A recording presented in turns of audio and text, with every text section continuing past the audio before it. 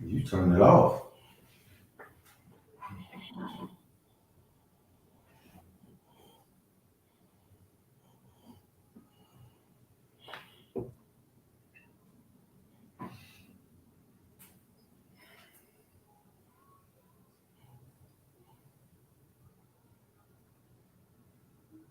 Did you turn back up so we can at least hear the sound when the station get ready to come on?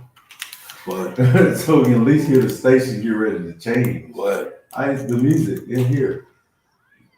That was just right there. It's fine. Well, I can't hear. I know. Well, you can. You hear the music. I can hear on my side with my button, not yours. You know, it's different. Okay, I got you. Yeah, mine was just too loud. Right. Yeah, I got you. It's two different All right, buttons. hold on. I had my mic on. Yeah. Because it said 4 seconds and then went to 4 minutes. Yeah, I was wondering what you was talking about. We getting ready to go live. I'm like, we're not getting ready to go live. It said 4 seconds and then it said 4 seconds and it went to 4 minutes. Yeah. Now watch it switch back and go do the oh wait a minute, now it's there. She just changed all that stuff. Yeah. So Because I already got it going live on the stream. I don't even see where the show coming on. Because now it's right there. It was up here. Look, she just changed it all. That's what I'm saying. Because look at that, 159. But when you said we're going live, I saw 3 minutes and something up there. No, I saw 4 seconds. That's why I hit to go live on StreamYard. Yeah, I didn't see that. She just changed it all. That's what I'm trying to tell you. Okay. All right. Jesus Christ, we should leave that thing alone. Because it's right here at the time. It's 1:59. So we got to go live. Then she probably change it back. Watch. Mm-hmm. I'm going to leave it right here. If we go live, I'm going to just hit the mics. Oh, so we're live on Facebook now, and you didn't tell us we were live on Facebook. I told you the thing said 4 seconds. That's why I hit my mic and hit the StreamYard live. I didn't say that. I was saying if we were live on Facebook. Yes, you're right. It's live on Facebook Let now. us know we live on Facebook. Yeah, that's what I'm trying to tell you. They can't hear that because the mics ain't hot. Because now she just changed it. That's what you see. Now look. Now see the hour marker.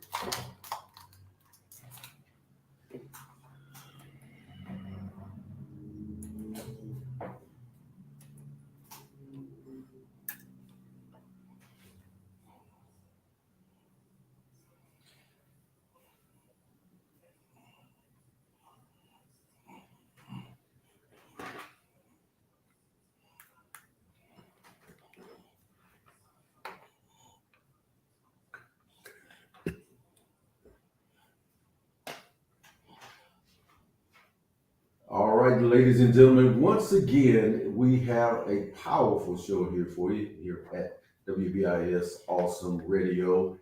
You can listen to the show. You can download our app from the Google Play Store or the Apple Store. You can also listen online at www.awesomeradio.org. And so join us. Today we have some powerful information. We have a distinguished guest returning to the show, about to be correspondent if he continues to hang out with us, ladies and gentlemen. We'll have Mr. Brian Lasseter, who is, I believe, a director of CIT training, crisis intervention team here in North Carolina. We are really going to go in depth today. We're going to actually talk about how the CIT is integrated in the community along with the LME, local management entity, and other areas that the CIT actually has basically, grounded our emergency response team and actually manages the element of mental illness when it comes to crime and how it affects you and me. So stay tuned, some powerful information. I hope he can answer all the questions today. I'm gonna put him in the hot seat again. Last time he performed well. He did. He sure did.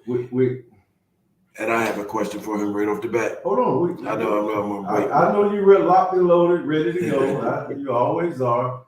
We also have here today, ladies and gentlemen, Mr. Muhammad Inab. He is a student and graduate student of Pitt Community College here in town, and he's going to be giving out information from our cybersecurity community.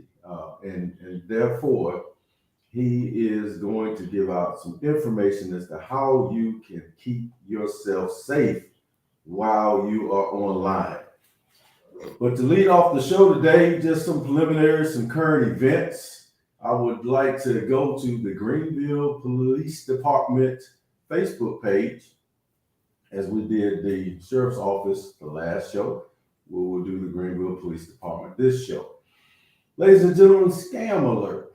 We have recently been notified by authorities in Illinois that someone is attempting to assume the identity of GPD Captain David Anderson to scam an individual out of money over the phone. The scammer even set up a realistic voicemail greeting to make it seem as though the number is legitimate. The number appears to have been generated online, of course.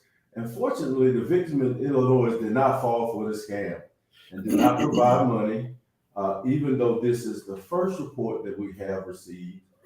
We are certain the scammer will and has already attempted to use the same tactic to prey on someone else.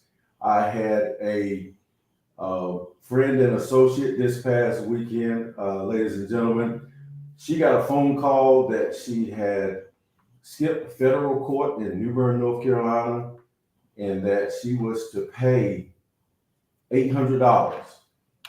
The person portrayed themselves to be an official of the court system and law enforcement, and said that they were going to come and pick her up if she didn't pay the money. So read between the lines, everything sounded official to her. She became heightened. She pulled out her credit card and proceeded to pay the money. Well, right after that, reality started setting in, and so she called Greenville Police Department and reported the incident. And I believe, ladies and gentlemen, she was able to cancel the transaction before it went completely through.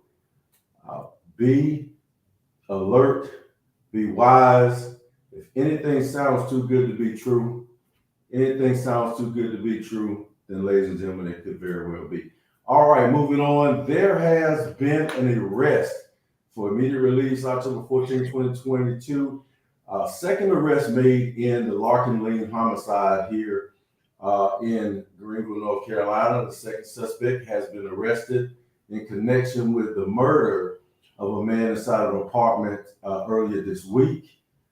And late last night, detectives charged 18-year-old Shamel Khalif Webb with the murder of a 32-year-old Morris Carlos Bowser Jr. He was found dead inside of his apartment. And we just want to, congratulate the Greenville police officers and detectives that were involved in working on that case. And they were in their due diligence to protect and serve. Thank you, guys. We do have confidence in what you're doing. I have had involvement with Greenville PD the last week or so, and I used to do my involvement with law enforcement every month. So maybe I will tell you guys a couple of stories that they weren't so serious. One involved sexual assault, another involved kidnapping. So I'd say, ladies and gentlemen, that is definitely something to keep in mind. One more announcement, and Dr. Johnson has something to say. Lastly, on the current events, my Facebook wants to act like it should. We want to keep the officers that were involved in this past week's crisis, where they lost a couple of officers. We want to keep them in prayer. We definitely, all of our first responders, need to be covered through intercession and through all the protection that you can provide and looking out for them, because they look out for us. And it basically says, quit rambling here. All right, please keep the city of Raleigh and our brothers and sisters of the Raleigh Police Department in our thoughts and prayers concerning a tragic, senseless act. We stand with you. And there's about 1,000 people that responded to that. And so, ladies and gentlemen, There was some preliminaries. Dr. Johnson, you had a couple things. Good afternoon, everyone. I'm Vernon Garrison. Yes, ladies and gentlemen, I am Dr. Glenn Johnson, co-host of the Police Report First Responder Show. I want to have a question for Mr. Lasseter, but first, you were mentioning things that occurred in Greenville. You mentioned Pitt County last show, but now this is a current event that took place yesterday, as a matter of fact. Pitt County Sheriff's deputies received a call to check on the welfare of a woman on Highway 33. Crossroad is Western Road. Upon arrival and checking the premises, they smelled a bad odor, and some neighbors said they smelled a bad odor as well. So upon gaining entry to the mobile trailer, they found a woman had been murdered. So the Pitt County Sheriff's deputies are currently investigating this crime as of yesterday afternoon. The incident occurred at 8:45 a.m. when the deputies received a call to check the welfare of the woman, and ultimately, or sadly, found her murdered. So that occurred yesterday morning. And my question to Mr. Lasseter. So you're the CIT director, if I'm not mistaken, in North Carolina, and you're affiliated with Trillium Healthcare. That's correct. So my question is, that Trillium building that's located near the courthouse on 3rd Street or Washington Street, is that the building that you're working out of? Well, no, I actually work out of the Ahoskie office. That's where I am now. We have main offices in Ahoskie, Greenville, and Wilmington. And then we have some other smaller offices too. But right now I'm operating out of the home office at the house, and also here out of the Ahoskie office. Yeah, you did mention the Ahoskie, but I had forgot about that, so I'm sorry. Just clarified my thoughts, because I had jury duty recently, and I couldn't find a place to park for the jurors, so I parked in the Trillium Healthcare lot, and I had told one of the court staff where I had parked. He said, "You must immediately go move your car." I'm like, oh my goodness. Anyway, I just wanted to ask you about that. Thank you so much. This is Brian Lasseter. Thank you for joining us again. I'd like for you to introduce yourself to the audience, and also let us know what the CIT program does. Give us a little synopsis. Therefore, we'll get right into the questions, and maybe we can just flow right into what type of memorandums of understanding do you guys have with various organizations? Okay, sure. Well, my name is Brian Lasseter. I am the CIT coordinator, one of the CIT coordinators for Trillium Health Resources. There are 3 of us that handle 28 counties. And I'm also a certified first responder associate, so I can do some peer support. And the reason I got that certification, one, so we can help the guys and girls that are the first responders. And my background is law enforcement, 26 years with a couple of different agencies, and also the District 6 District Attorney's Office before I came over here with Trillium. So what Trillium's a managed care organization or a local management entity, and we don't provide any services. We link people to the services that they may need when it comes to mental health, substance use disorder, and intellectual and developmental disabilities, and traumatic brain injuries as well. And so, but as part of that, we oversee the CIT program in the 28 counties that make up our catchment area. And we do this, we try to do it in every county, but sometimes some of the smaller counties just come to the larger counties for training. So we train at community colleges, we train at police departments, firehouses, EMS stations, telecommunicator hubs, wherever they want the training, we go to do the training, along with CIT, which is 40 hours for law enforcement, 24 hours for fire and EMS, and 16 hours for telecommunicators. We also provide a suicide prevention course, not just for first responders, but for the community as well. It's called QPR, or question, persuade, and refer. We also offer youth and adult mental health first aid. And then specifically, that's not just for our first responders, but for the community as well. And then specifically for our first responders, I recently, back during the summer, was certified in Responder Strong. So basically just a self-care, resilience building program, one-day program for our law enforcement, fire, EMS, and telecommunicators.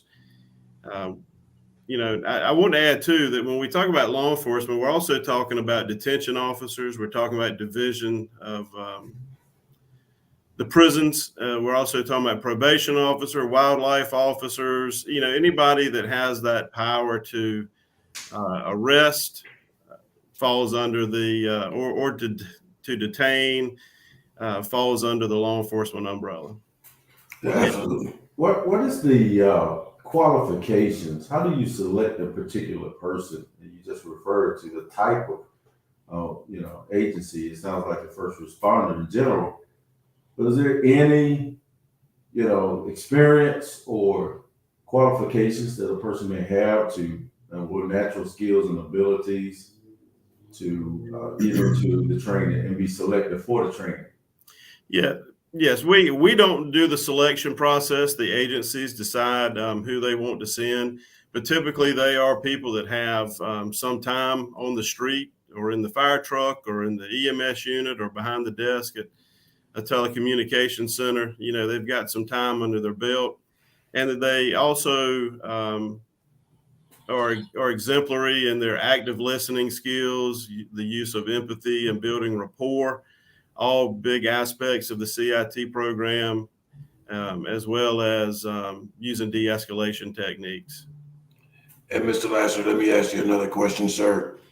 With police officers in general having the power to arrest, and some of our other first responders, such as paramedics and EMT, EMS, and the fact that the police officers has a couple of different roles that they play. They have to be offensive as well as defensive. And some of the roles of the first responders, police and fire rescue, have a role that they take on as a social worker, if you will, because they try to minimize the situation. And the police officer is not always out to make an arrest. They're probably trying to help a person. So do you think a police officer find it more difficult, or do you think they'd rather shed away from a social work aspect of the job?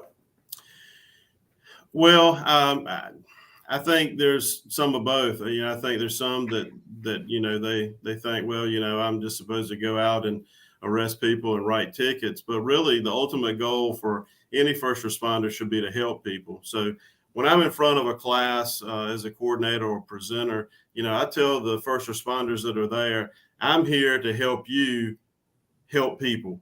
And Right. so, they go into it with the mindset of using their words and their demeanor to help people get the help that they need.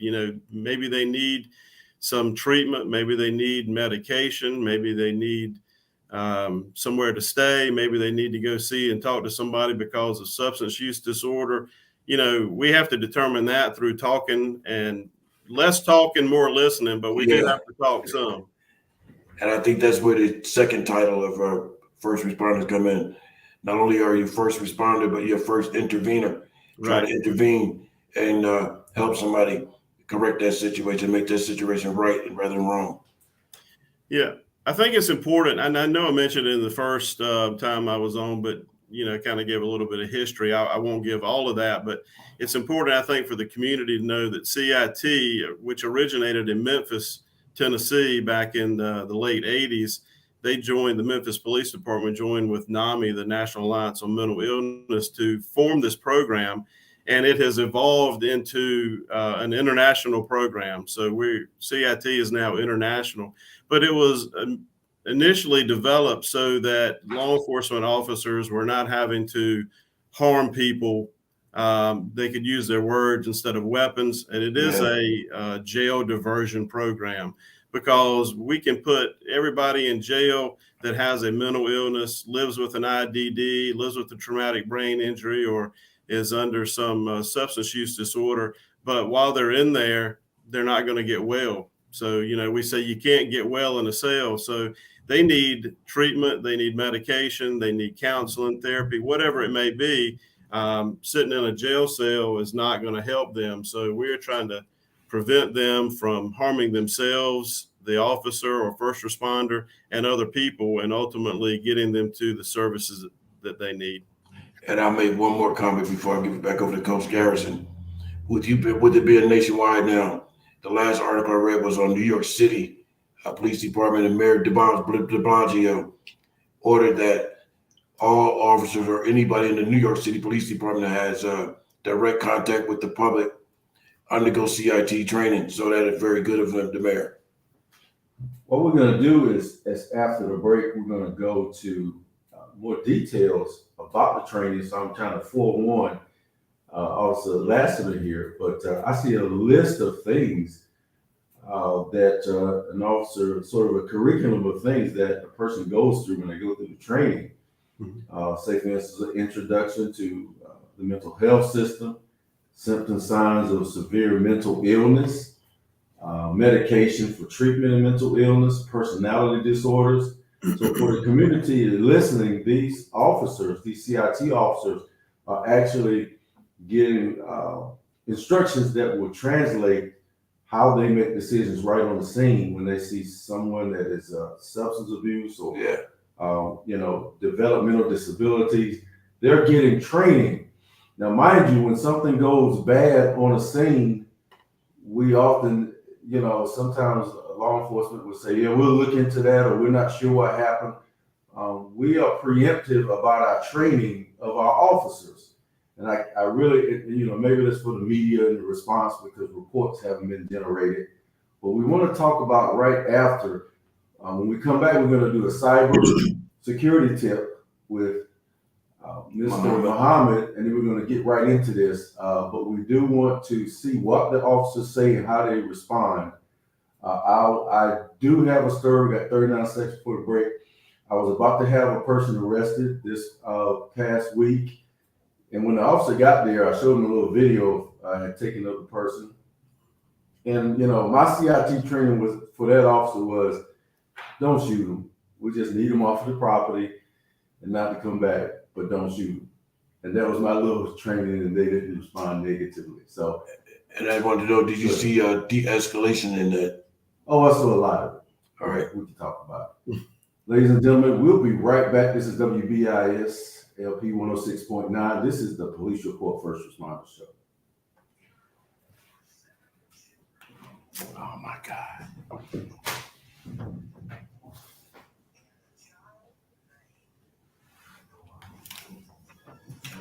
Vernon. Hey, wait, whoa. Don't forget your mics are hot. You gotta wait for the mute it. But guess what? We didn't get none of that first. I forgot to slide that damn slider up. I hate this thing, man. I'm telling you, I hate it. Okay, cool. Well, we were on Facebook though. Oh no, we won't. No. Maybe not. Because this is the fatal one, though. Okay. Well, we'll just proceed. Okay, so you ready? All right. When we come back, I'll start talking to you. We're gonna have to get him to do this part all over again. Jesus Christ.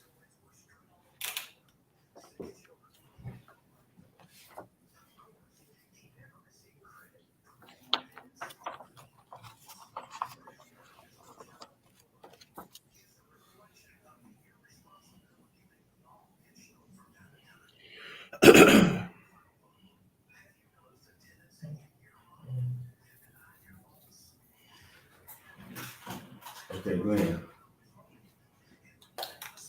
I wouldn't say anything about it. I'll just kind of recap. Yeah, We just, exactly. Yeah. No, I ain't gonna say nothing yet.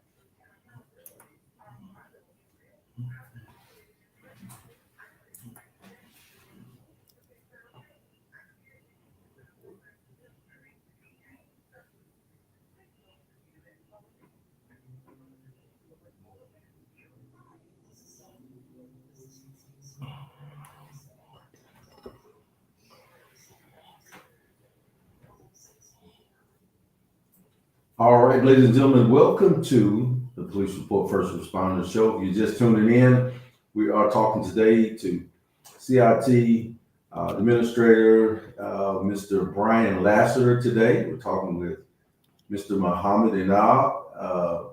He is our cybersecurity technician today.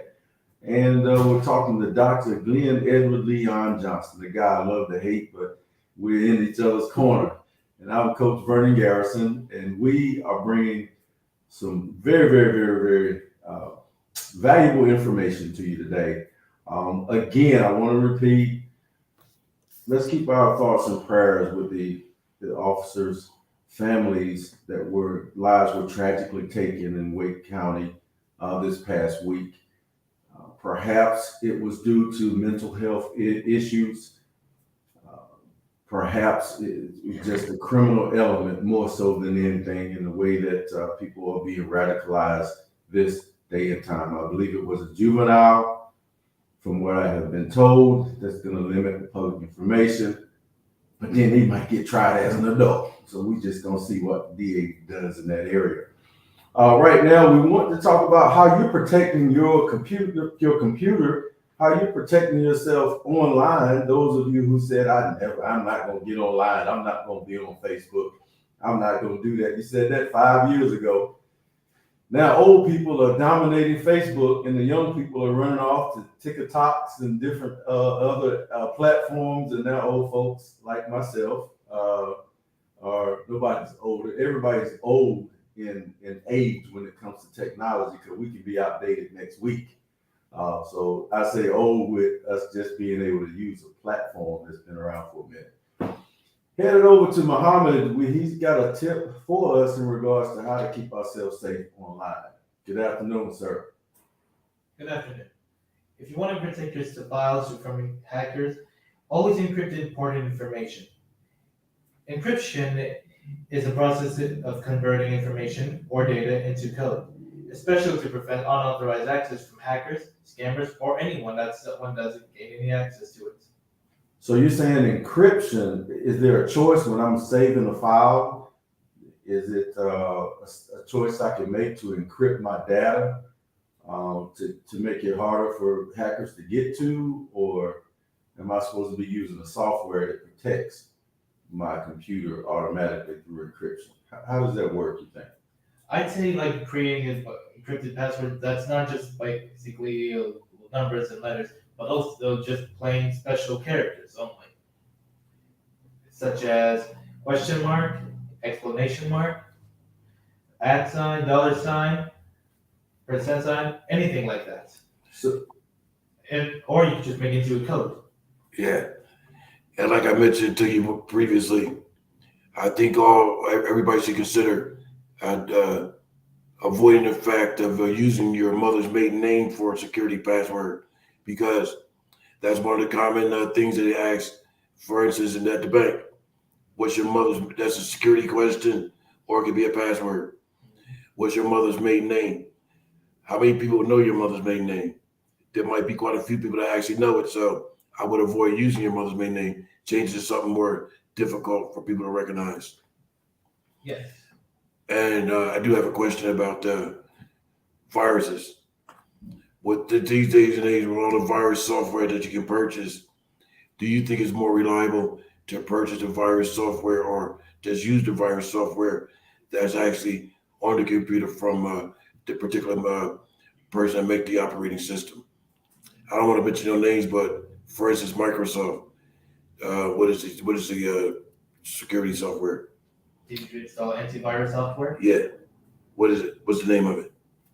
Let's see, McAfee. No, that's a particular company. I don't want to mention no company names.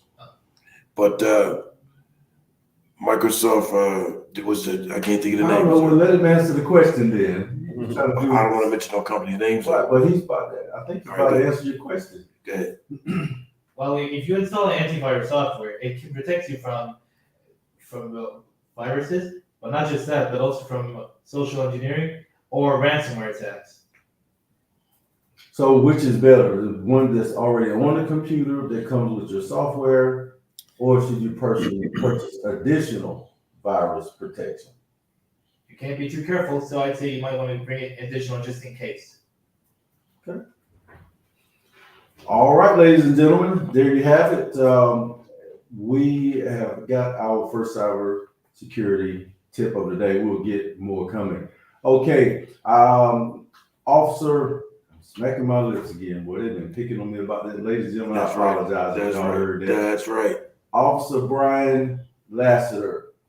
I had a situation where I had someone squatting on the property, trespassing, and I walked into the room and I confronted him more than asking him to leave like I've been doing. Now I'm just kind of confronting him and say, okay, leave and don't come back. You'll be considered trespassing. So he got upset with me.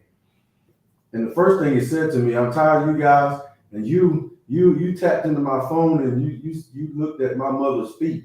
And you tapped into my phone and looked at all of my information, and I don't appreciate that. And we're gonna start having, anyways. That let me know that he had some mental issues, unless he was just perpetrating. But I already set up to call law enforcement on the following day if he was there without him knowing about it. Law enforcement showed up, and I showed him a video that I had taken while I was talking to him, and I said, "Don't shoot him." Did I go too far, or was I reminding them of the mental issues that they may be working with before they confronted him? Well, I don't think you went too far. It's always nice to get a reminder sometimes when we're going into a situation, because you had already dealt with this person and you had some feedback from the person. They were going in blind into it. So you offering some insight was always helpful. And we don't tell officers or any first responders how to diagnose, and we ask them not to diagnose. However, we do train them and present them with signs and symptoms of different mental illnesses and IDDs, and what to look for with substance use disorder. And so in this case, me never having talked to this person, but it sounds like maybe there was some form of psychosis going on with some potential delusions of you tapping into a telephone and things like that. But certainly any information that you can pass on to an officer at any time is going to be beneficial, because you have had a run-in with them or an encounter with them. And so that information could be beneficial for them to have when they go in and with their initial contact with them. Does that automatically mean, you see everything, we got 2 minutes for the break, but you got the rest of the show. Does that automatically mean to me that everybody's subject to, the under the influence, if you will, of some type of mental issues? Depression, just having a fight could be a result of depression, anxiety, and stress. Does that mean the mental health department should be over the law enforcement department, because we all are subject to responding or reacting out of our mental health capacity? Well, yeah, we all have mental health, whether it's good or bad or somewhere in between. We all have mental health every second of every day, but it's important for there to be a separation of the law enforcement and the mental health. But then there also has to be times when they work together, not in opposition. No, I don't think one needs to be over the other, but we need to continue to work together. And I think in most areas that's working. I would like to have an example. We'll come back after the break. We got 40 seconds. An example of a case that ended well and successful. Okay. If you have one of those where somebody did some things that would have justified them either using lethal force, and the officer was able to pick up on that and turn the whole situation around. So if you could give us a success story rather than just hearing about tragedies. By the way, that story ended well. They ID'd the guy that I had off the property, and he had 2 other warrants for his arrest. So he was pretty much hiding and not squatting. So, ladies and gentlemen, this is Awesome Radio. Also, Police Report and First Responders. We'll be right back.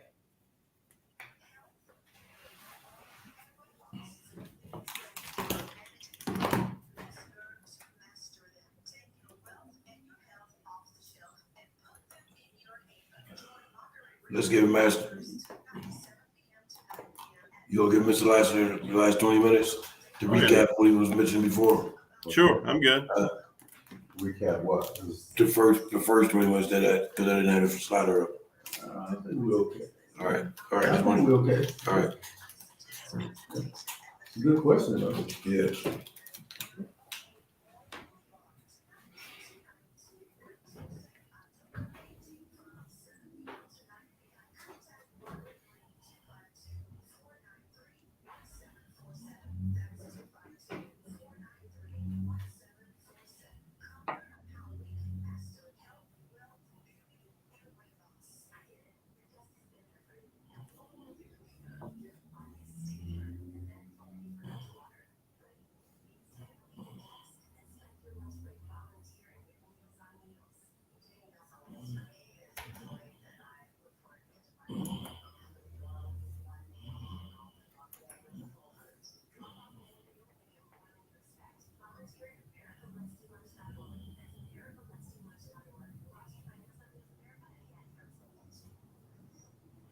Ladies and gentlemen, this is the police report, first responders report. I'm Vernon Garrison, co-host with Dr. Glenn Johnson.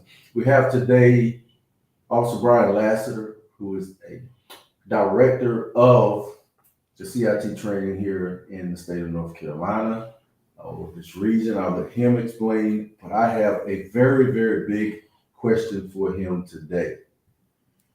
And this is, I just had this momentous thought. You explain how many years you have in law enforcement, sir, and your experience and your background. And now with this movement in relating to some type of assessment when you respond in crisis, does your experience give you more advantage than a new officer going through your training when it comes to dealing with or implementing the CIT program? Is your experience, and please share with us how much, are you guys equal now with the training when you walk out of the room? Well, no, I would say we're definitely not equal. I'm not trying to build myself up, but with 26 years, I worked with the Hosky Police Department on 3 different occasions, rising to patrol lieutenant and in charge of the field training for a Hosky Police Department. I was an investigator for the Kill Hills Police Department, and I was the chief of campus police at Chowan College, now Chowan University in Murfreesboro.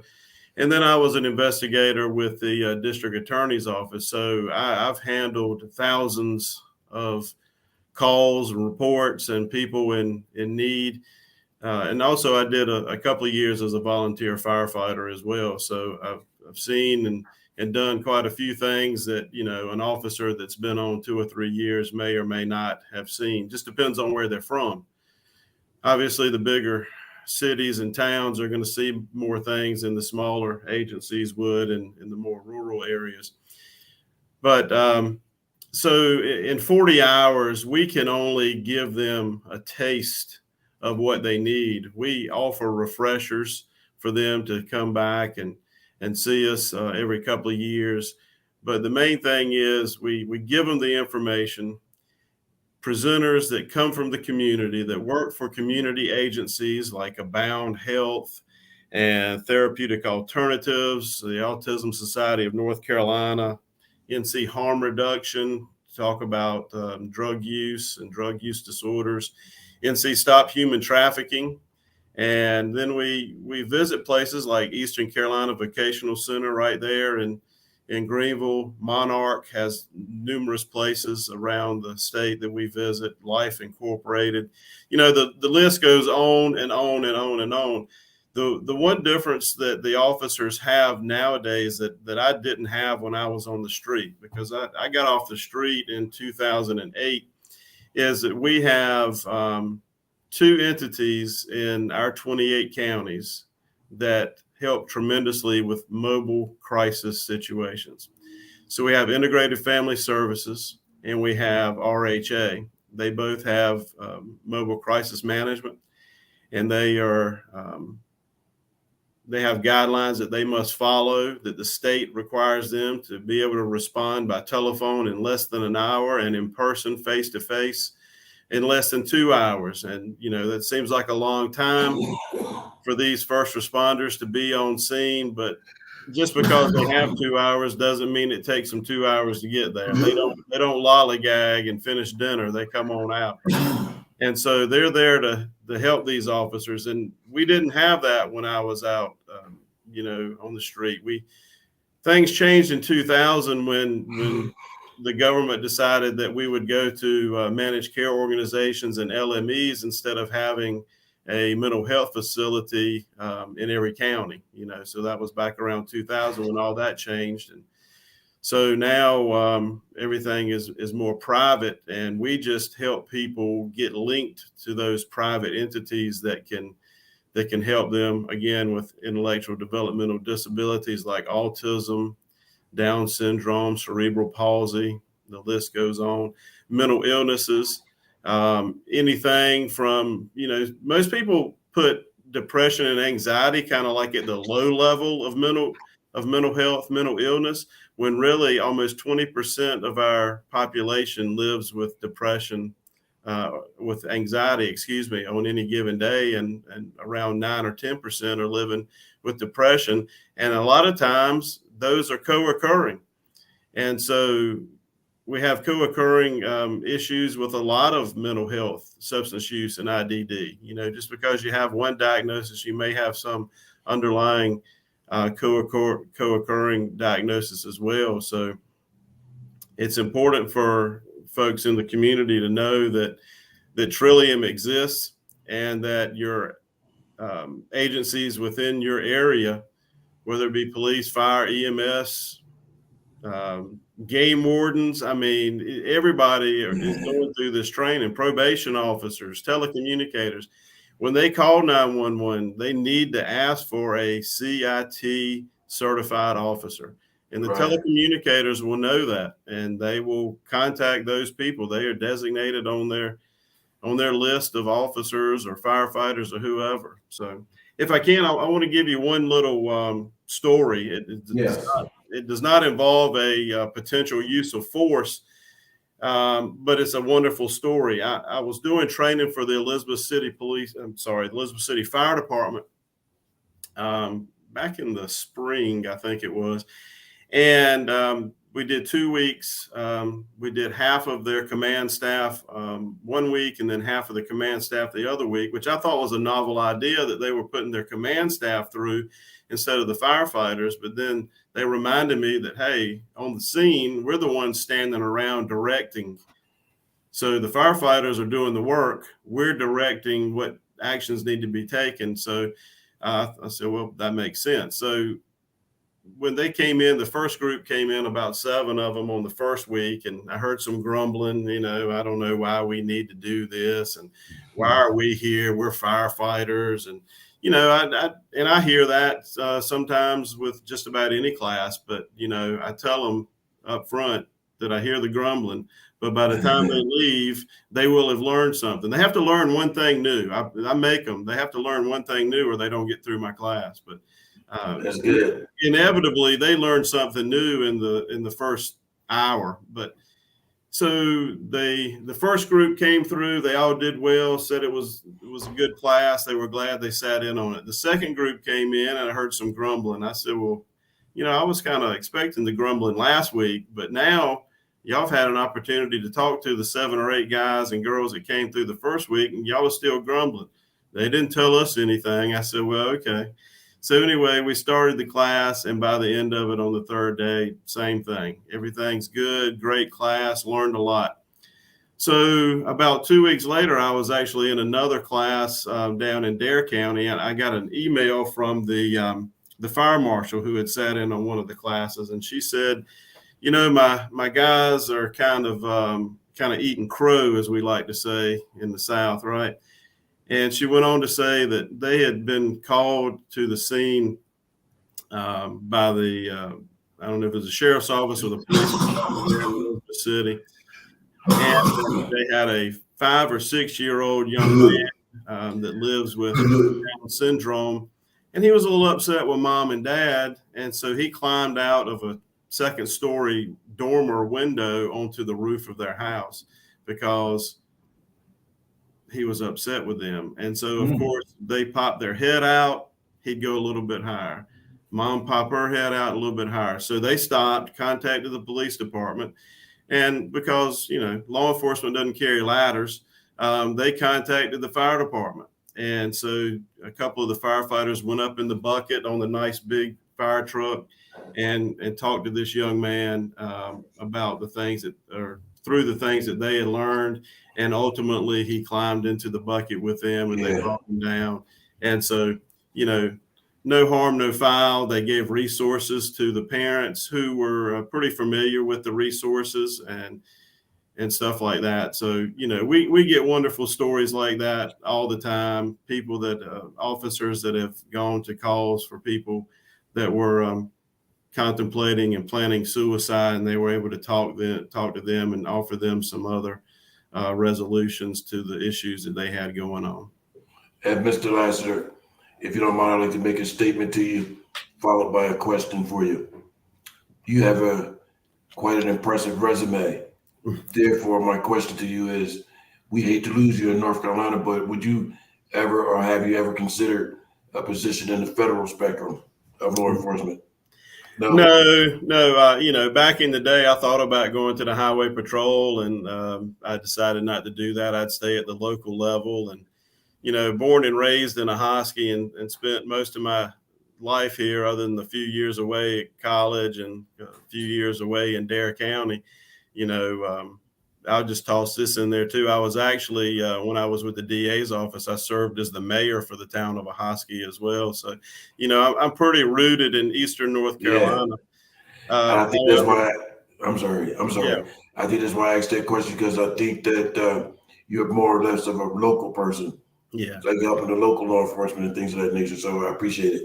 Yeah, absolutely. I've got so many contacts all over Eastern North Carolina, officers that have gone on to, become sheriffs and captains and police chiefs and stuff all over everywhere. And so I just like Eastern North Carolina. And so I think I'm going to be here until they put me under. Great. Thank you, sir. I had a suicide case, and I was wondering whether you mentioned suicide attempt. And I was sergeant in maximum security. And so I'm trying to speed it up. Everybody says, okay, Sergeant Garrison, come down here. We got this guy trying to kill himself. So I respond, and he's got his head in the toilet. And he's, and he was, spitting and all that. And through, I ain't gonna put this on God, but I knew that it was a show. He was sticking his head in the toilet, saying he's going to drown himself. Hello. I then turned around. How are you? And looked at the officers right after that. I'm on the radio right now. Police on the radio right now. Police report first on the show. We'll be done in about 10 minutes. If I can call you back or call me back. Yep. I said, all right. All right. Thank you. All right. And they looked at me like, what? And I said, let's go. And then he stuck his head back in the toilet. And we had some little metal toilets. And I said, go. And I finally got everybody to walk away. And then there was the other, I would call him a pessimistic officer. In other words, I would say stubborn, because he was worried about the lawsuits and everything that could come behind something like that. That was my data guy, or policy guy. And we all walked away. And I talked to him outside the cell. I said, there's no human being that's in their right mind that's going to hold their head, that can hold their head in water willingly enough to drown themselves. I said, in fact, there's less than a gallon in there. I said, he might be able to drink it all. And it turned into a very embarrassing situation. So after we stood outside of the dorm for a few minutes, I walked back in and I told the guys to open the door, and I went in and talked to him. And he really just needed some attention. And but I was like, dude, that wasn't a good method to say you were going to try to kill yourself. And in fact, I don't think you could. He's like, I know. I was just, but that right there, the talking part, conclusion of it was the part where I laid in the empathy that we're here for you. No need to try a stunt because you're going to just hurt yourself if you don't follow through with a suicide situation, if you're just needing help and wanting help. And that's how I operated in my shift. And so I think I've helped save 3 people that were actually in the midst of hanging. One that fell down and repented that he had ever even tried to commit suicide, that it was ever worth it. But I have a great track record. And I've only lost, over the 7 years I was in that area, I only lost one person, and I lost him when I got a phone call when I went home that he had, taken his life. But in that field, but I was also in the mental health field, and I lost one to paranoid schizophrenic. Those guys hear voices all the time saying kill themselves. And he would always come to me, and I was like, no, go to your therapist, man, go to your therapist. And I would always redirect him, but he finally did it. So, ladies and gentlemen, we're going to give Mr. Brian Lasseter some final words on what CIT does and how they are integrating themselves in all of their first responders' capacities, and what would be some of the most important things you would like. I heard you say if you need an officer, you need a CIT officer, ask for one. Yes. What else is important that you want to let us know? We got 4 minutes. Okay. It's important to know, number one, for everybody listening, I don't care what you do for a living or whether you're retired or whatever, is that it's okay not to be okay. So if you're not okay, there are people out there that want to help you. We train people. There are people in mental health field. There's people in the IDD field. There's people in the substance use disorder field. So if you have a issue in one of those things and one of those diagnoses, then just simply ask for help. If you don't know where to go for help, call and ask for a CIT officer. They will respond. They will have the information to contact one of the mobile crisis. They will have the information on how to contact Trillium Health Resources.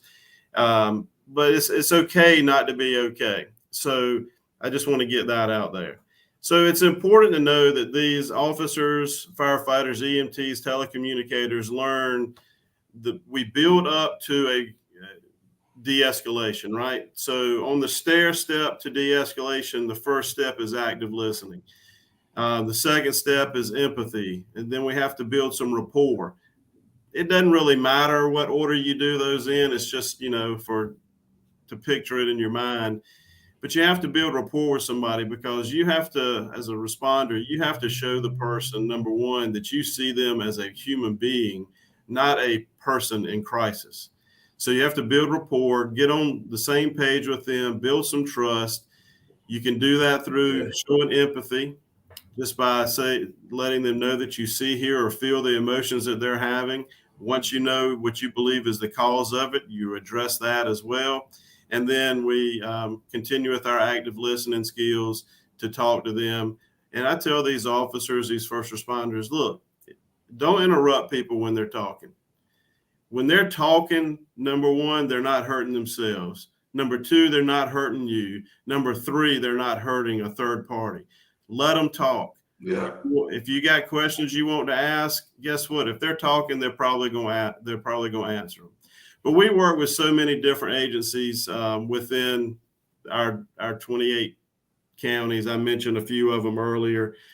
We even work with the VA. We have veterans presenters come in and talk to them about veteran issues and traumatic brain injury. Dr. Glenn Johnson is one of my presenters, has been helping us. We have a gentleman from 3rd Street Education Center that comes in and tells his story. I even have a retired police officer that reached the level of deputy chief from Indianapolis Police Department, Indianapolis, Indiana. He now lives on the Outer Banks, and he comes and tells us his story of he was involved in a police shooting and took a man's life, and what he went through. Not so much the shooting, but the the spiral downward that he had for years and years after that with alcoholism and thoughts of suicide and lost relationships and stuff. So we teach resilience to these officers at the same time, and self-care at the same time that we're teaching them how to help others. We're there to help them as well. So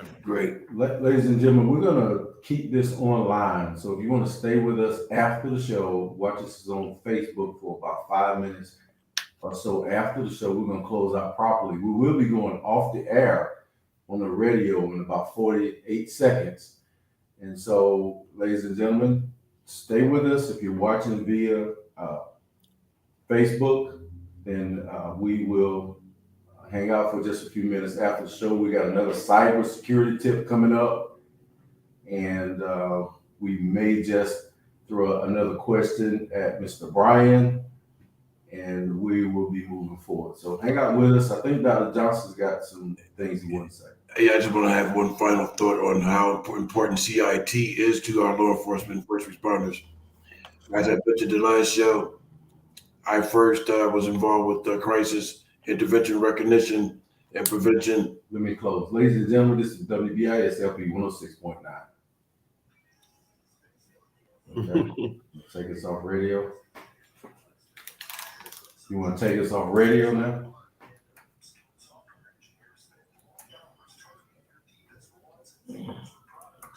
Okay, you can change the mics. Well, I forgot what he got changed. Come over and change it. Okay. He might be here. He might have to go. Let me change the mics. All right, come show me what you do. Go to settings and audio. Yeah. Audio.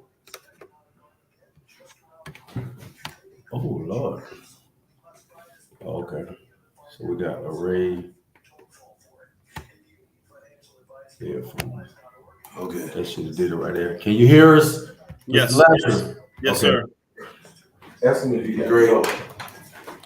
I would just want to make one brief comment on how important the CIT is to our first responders. I was first introduced to crisis recognition, prevention, and intervention as a security officer at Jersey Shore Medical Center back in the 1980s, which is now Jersey Shore University Medical Center. And the reason why we had to go into service training for that crisis recognition, prevention, and intervention is because the hospital had a mental health unit, and we always would have to respond to stat calls to the mental health unit to protect the nursing or the staff. And I remember my training because I had to appear at a local, my hometown municipal court for a traffic citation. While there, a gentleman had entered the court who was also a patient of the mental health unit, and he had started going to an episode of his crisis. So being that I recognized him, I called him outside in the hallway with the police officer by my side because I had to protect myself. So I called the police officer out in the hallway with the gentleman, and I gave him a little counseling as to my experience with crisis intervention, recognition, and prevention, and that got him calmed down, and I was able to proceed in court and get the cases resolved. But I'm certainly glad and appreciate that I had that training because I got that individual to calm down. Mr. Brian, you know that one officer or that one person, you're dealing with a situation that is almost turning hostile and you're trying your hardest. And I had a sergeant. All he did was just show up. We're about to go to battle. He show up and call the guy, come here, man. He called him some type of nickname or whatever. Come here, Bootsy. Get over here. And they go in the corner and resolve it all, and it's pretty much over. Is that the same thing as the CIT? Or is CIT translated into actions like that where you can communicate and you diffuse a situation? Yeah, I don't think we're implementing or presenting anything that hasn't been presented for years. Active listening, the use of empathy, building rapport, and letting people talk and get the information so that you know what they need, so that you can direct them or take them if you need to the people that can help them. So it's nothing new. It's nothing fancy. It's, it's not a lot of glitz and glamour behind it. It's just basic information, but it's a lot of basic information that people, not everybody's a good communicator. We weren't all born to be communicators. We were born with the ability to communicate, but sometimes we don't do very well, so we talk about all kinds of things. It's just like, we tell the people, don't just show up and say, I'm here to help. And then while you're saying I'm here to help, checking your cell phone and looking at your watch, because, our body language, our nonverbal communication makes up 80 to 90% of our communication. So if only 10% is what's coming out of my mouth while I'm checking my phone and all, I can tell somebody I'm there to help them 1,000 times, but they don't see it. So you have to be interested, but you have to look interested too when you're talking to people. And so again, we don't have any trademarks on anything when it comes to active listening, empathy, rapport, and de-escalation skills. It's being taught everywhere. But we just, with the CIT, we give them some information so that they know what they are looking at and questions to ask and other communication skills. Like if they're working with somebody, we don't talk down to people. We address an adult as an adult until we find out that maybe they don't communicate at an adult level. We may have to use sign language or pictures to communicate with people that are nonverbal. We teach a lot of different things, and they're presented with so much stuff in a 40-hour week, plus the fact that they do role plays, they do scenarios before they finish up. And then, of course, we don't just let them go out of there feeling bad about themselves. If they have some issues going on, we address with them some self-care measures that they can carry home with them. But officers have to investigate at the same time. And I know that's I've seen a situation where, I'll put myself in this situation. Me and my then wife was on the side of the road arguing. I don't like driving and having disagreements, so I pull on the side of the road. Well, I didn't know what time it was. Probably 30 minutes had went by, and we were still sitting on the side of the road, and the officers that were patrolling that neighborhood had been driven by us a couple of times, but I didn't notice. I wasn't looking for anything. So the officer stopped, and he's looking at me. Is everything all right? And I'm looking at him like he interrupted us because I hadn't done anything. Why is he coming to the car? Just because I'm in the neighborhood that I have that I work in. So I'm looking at him like, okay. So he keeps asking these questions, and I guess he's doing his little feel and looking at her and seeing if she's giving any signals that anything's wrong. Because I do the same thing when I'm talking to people, looking at signals. And he keeps asking questions. And now 5 minutes after he's asking questions, he asks to see my wallet. Well, my wallet has slid down off of my seat in the back seat in the floor. So I'm reaching back there under the seat. I forgot all about to keep your hands on the steering wheel. I'm reaching all back there behind the seat on the floor to try to get my wallet. And there's an officer at the back window of the car. And I'm still reaching, grabbing stuff, books and everything. And finally, this officer said, well, you already parked in the bicycle lane. And so he was trying to accuse me of things. And I gave him a look like, what? I just gave him a look. And you know what he said? He said, all right, man, it's okay. Y'all have a good night. We finally concluded that we were just having an argument, like I said. And and he left me alone. But at that other point, he was trying to investigate. I think he put himself in the situation, like I'm talking in the mic, like we're on the radio. He put himself in the situation like this guy's reaching under a seat. I can't see his hands, and he's frustrated. He's not trying to shoot me or harm me. I'm making him agitated. And so he realized what he was doing, and he's like, okay, guys, y'all have a good night. All right, Vernon. Yeah, they, of course, I wasn't there to dissect that, but that's one of the things we